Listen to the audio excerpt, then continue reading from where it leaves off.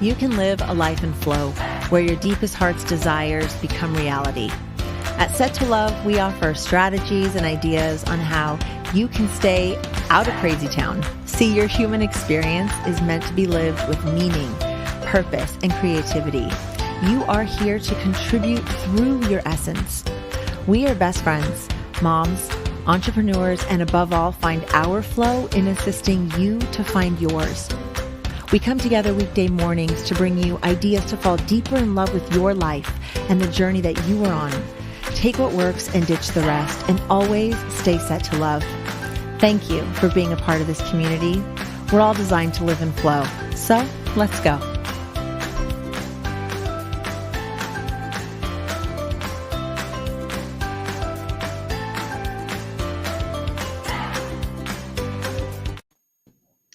Good morning, Set to Love community. I am Eva Payne here with my best friend, Shelley Garite. It is Monday, March 1st. I have a tickle in my throat, 2021, and welcome. Good morning, best friend. How are you today? I'm doing great. Doing another good morning. I mean, just trying to stay in grateful mode. It's another morning and I've got work to do. So I'm grateful. Thank you for the clients. I love it. Today, so you turned 60 this month. I mean, I know we're still like 2 weeks out, but I woke up this morning with this thought. I wonder what Shelley would say if I were to say, okay, in your 60 years on this earth, what life lessons have you learned? Like, what wisdom would you share with your grandbaby who maybe won't watch this for, say, 20 more years, 10 more years, whoever the heck knows. But what kind of advice would you give? So would you be willing to dive into this topic with me today?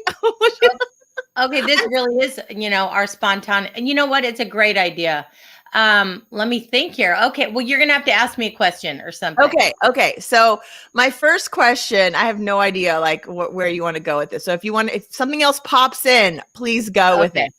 But my first thought was, what advice would you give to someone on the subject of death? I know we're just diving into something deep here, but I've experienced a little bit in my life with my dad's. But what would you say to someone who maybe has never experienced that before, has never experienced the loss of someone or something, a pet or someone that they truly genuinely love? What one piece of advice would you give around that? And you can't talk for too long because I will have some other questions for you too. Okay. My quick thought for that is to realize that I've had loss, a lot of people my dad, my sister. And so what I would tell someone is to be good to yourself when you have a loss of a family member, and to know that you're going to hurt forever. Accept the fact that if it's somebody really close to you, it's never going away. So just know in time that pain eases. So for instance, when my sister first died, I was devastated, right? I don't even use that word lightly, but I was devastated. And then I talked a lot about her to people, which made me feel good. Mm-hmm. And so I did it, and people put up with it. But mostly is that even, this month or last month, February 26th was 27 years ago, my sister died. We were almost a year apart. Wow. And you know what? To this day, I still think about her. I still miss her. But you know what? Death can be painful. You just have to put it in its place. And when you have those times when you're not feeling good, you just have to really just face, and then you may have someone. I guess my other thing about death is try not to leave things unresolved with people that you love, because you may not have that opportunity to make it right. So do you think that it gets easier with the more people that you've lost in your life? Is it like, no, I've been here, I know what this feeling is like? Or is each person its own struggle? And it's its own thing, because each relationship, you are closer with this person in one way or another, or if they're a part of your daily life every day. So for instance, to lose my mom and to lose my dad, my mom is still here, but my dad, it wasn't an everyday thing. And, my parents were divorced. So it was hurtful, and we had some unresolved issues. But long story short there, it it hurt much more for me to lose my sister than it did my dad. Yet I love and worship my dad because that's my father, you know? Right. But the pain I felt for my sister, and even as we speak now, is completely different. Wow. All right. Thank you for that. Kind of a deep one to Yeah. start off with. So let's go to another area, relationships.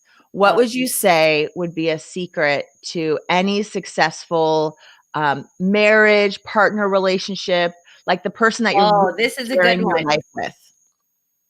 And I've done this myself. So I'm not just saying words and trying to think of something. This is what I live by with friends, with my ex-husband. Number one thing, take your part. So when you've done something, whatever's happened in a situation, I think when we can look at things from both sides, give the time, see where that other person is coming from, and take your part. That's huge. I mean, it doesn't change anything. It just makes that, when you take your part, you might have even a little bit more empathy for another person in that. The other part that goes with that is do what's right, not what's fair. So sometimes I would put a blinder on like this, because when you're doing what's right, not what's fair, what I'm saying is sometimes you think the person is coming out on the winning end because they got their way, and this is with friendship or whatever, or they're the one with all the friends, or Right. your ex-husband is the one who is benefiting from you doing the right thing. Looking back at that now, I'm so glad I lived my life like that, because years later, now I'm reaping the benefits of doing the right thing. At the time, I think I cried and it was hurtful at times, really hurtful at times, but I just stayed focused on doing the right thing and what was right for the people involved. The other thing is that was hard with this is you teach people how to treat you. So if you want to go ahead and be that doormat and let people just kick you around, and you be in your pity party and poor me, and I mean, I think I was there at a time in my life, I've been there. But when I stood up and took my power, and you don't have to be mean about it. It's just you have to have boundaries in life, and you have to. I mean, I wish I would have learned it earlier and had confidence that I think the reason I didn't put up boundaries, or I was a doormat, was because I didn't like conflict, and I didn't want things to get worse than what they were. And so much of the time, I think how I cared about myself, I cared about others more. And so when I took the brunt, and I'm not saying this as a martyr, please believe me, because I was a martyr too for a little while. But I really have to say some of the things, that's the part that I had to take responsibility for, is it really sucks to learn some of these life lessons. But when you do, if you want a sneak peek, do what's right, take your part, and don't allow people to treat you in a bad way. You have to have that kind of confidence to, it would be complete. If I went through a divorce right now, I would do a lot of things the same, because it worked out now. I mean, and friendships. I have friendships, Eva, that are 40 years old, more than one. And I think something worked to have those deep connections with those people, and know, like, there's something I cherish so much. My girlfriend, Catherine, who lives in New York now, she's been my friend since Brittany was 3, and Brittany's 33. So she's been my friend for 30 years. And when you go through all those life lessons together, and you see the ups and downs and the loss and the death, it's crazy. So what's the secret to a long-lasting friendship? What's the secret sauce to 30 years? What makes something last that long? I think consistency, really trying to stay connected, like prioritize that relationship. I don't mean that you have to talk every single day, because I definitely don't. But I think, your words without action don't mean anything. So if you say what you're going to say, you've got to do that.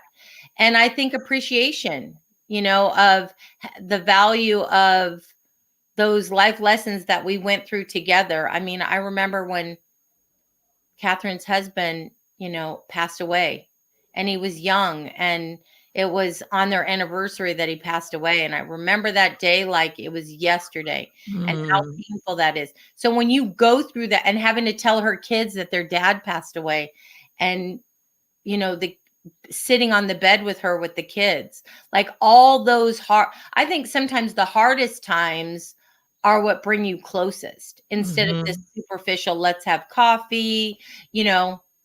I did stupid things like with friends. We would clean house. Let's clean your house today and we'll clean my house tomorrow. Grab the kids, just that. It's really all the simple things. It's just doing life together. And then when Catherine moved away, we just always made it a priority to, we didn't this year because of COVID and everything, but we tried to her birthday is Friday. And so we've always tried to do a birthday celebration and meet and catch up with our lives. And what's beautiful is it's like no time passes with that. Yeah, that connection when you're with someone. I love that. Now we just try to have, I guess the other thing is now we just try to have a weekly connection, a weekly, and we share good, bad, all the things, and we work it through together on the phone or a Zoom or whatever it is we have to do. I love it. Okay. So what is your definition of success after 60 years of doing many things in your life, starting a business, going back to school? What is your definition of success? To me, it's going to sound so corny, but success is that my kids are beautiful human beings, and they are, with all the different things that we went through in life. I think, it makes me want to cry. Family is everything to me. Having those kids and a granddaughter and everybody that gets along, my ex-husband, I love him too, because he's, really there for the girls, and he's a good grandpa. I'm grateful for my current husband. He's such a beautiful man, and he leaves space for me to, he's such a blessing because he's my biggest fan, my biggest supporter. It's just, to me, success, even over business, over money, money, it makes your life, easier. But I would much rather have the struggle and the less money that we have to have this beautiful, humble life that I have. I have so many blessings, and I have health, and I have legs that I can walk, and, people have health issues. I don't have any health issues. So for me, success is, being excited that I can be excited about it doesn't matter. We're going to go on a trip. My dream for my 60th was to go on a trip and bring my girls and their significant others and the baby, because I went on, Catherine, we'd go on camping trips and I'd have a tent for me and the girls, but I never have taken my kids on a trip. So to be able, for Bob to make this happen for us and us go on a trip for 5 days is, and you know what? It wouldn't matter to me if it was San Diego. Right. If we're all under the same roof and we're, being together, that's success for me. The joy that you get from your family and close friends, and that you have those memories. Memories are everything. You can't take your money, so Do you agree? I do, best friend. I love you. And I just love how you talk about, you just have so much gratitude, I think, without even having to say it, just knowing you and our shows, and anyone who just pick any random episode, you will hear Shelley probably talk about gratitude at some point, but you can just hear it. Like, you just truly are so grateful for life and for the experiences that you've had, good, bad, and otherwise. And I see that in you as an example, and just to hold gratitude and how much it makes life so much more enjoyable when you're able to do that. And it exudes from you. So it's just another life lesson, whether you know it or not. You are definitely teaching that holding gratitude and love in your heart just makes for a more connected, meaningful, beautiful life. So thank you for that. Thank you. And thank you for today. I mean, I didn't even know I felt some of these ways about life. When you look back 60 years, that's a long time. It seems like it, but then I'm like, but it's not really. I guess when you're really young, it seems like it's that far off. But then when you start to get closer to it, it doesn't seem that old. You're like, this is not very old.